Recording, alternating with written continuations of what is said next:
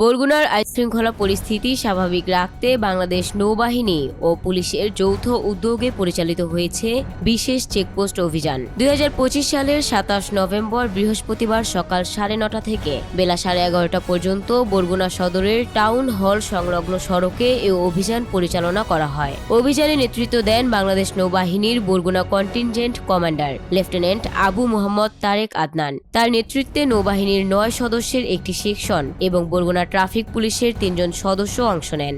চেকপোস্টে বিভিন্ন যানবাহনের কাগজপত্র, ড্রাইভিং লাইসেন্স, হেলমেট ব্যবহার সহ সড়ক আইন মেনে চলার বিষয়গুলো খুঁটিনাটি পরীক্ষা করা হয়। পাশাপাশি সন্দেহভাজন ব্যক্তিদের তল্লাশি ও জিজ্ঞাসাবাদও করা হয়।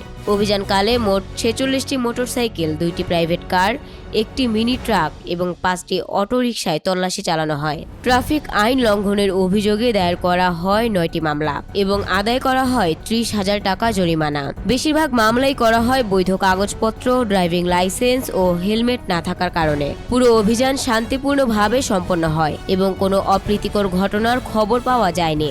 স্থানীয়রা মনে করছেন, নিয়মিত এ ধরনের যৌথ অভিযান এলাকার নিরাপত্তা এবং আইন শৃঙ্খলা পরিস্থিতিকে আরও শক্তিশালী করবে। একই সঙ্গে বাড়াবে জনসচেতনতা।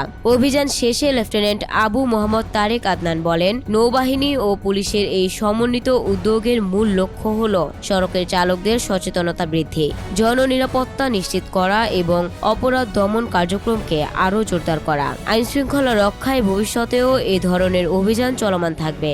Desk report, news Times.